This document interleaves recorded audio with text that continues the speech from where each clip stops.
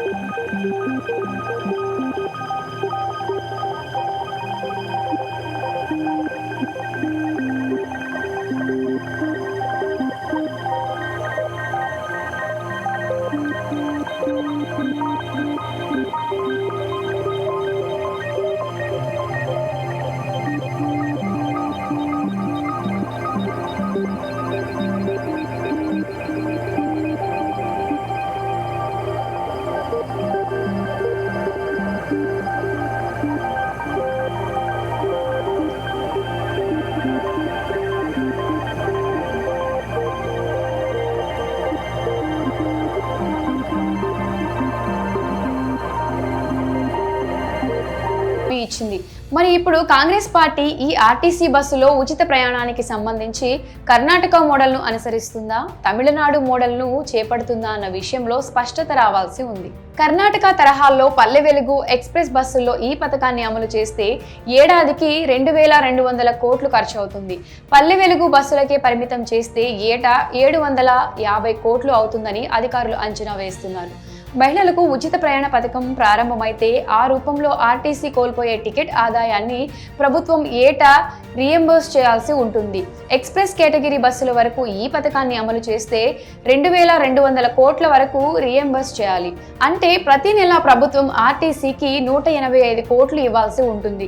మహిళలకు ఆర్టీసీ బస్సుల్లో ఉచిత ప్రయాణం అందించేందుకు గాను ప్రస్తుతం కర్ణాటకలో 0 టికెట్ విధానాన్ని అమలు చేస్తున్నారు. దీని ద్వారా ఎంతమంది మహిళలు ఆర్టీసీ బస్సుల్లో ఉచితంగా ప్రయాణించారు అన్న అంశాన్ని ఈ 0 టికెట్ ద్వారా లెక్కిస్తారు. దీనిలో భాగంగా మహిళలకు 0 అని ఉండే 0 టికెట్ను జారీ చేస్తారు. అలా రోజుకు ఎన్ని టికెట్లు జారీ అయ్యాయో నమోదు చేసి నెలవారీగా లెక్కిస్తారు. ఇక అదే పద్ధతి ప్రవేశపెడతారా లేక మరో విధానాన్ని అనుసరిస్తారా అన్నది తేలాల్సి ఉంది. ఏది ఏమైనా త్వరలోనే తెలంగాణలో ఆర్టీసీ బస్సుల్లో మహిళలకు ఉచిత బస్సు ప్రయాణం పథకం అమల్లోకి రానుంది. త్వరలోనే దీనికి సంబంధించి మార్గదర్శకాలు జారీ కానున్నాయి. మరి దీనిపై మీ అభిప్రాయాన్ని కమెంట్ సెక్షన్లో కమెంట్ చేయండి.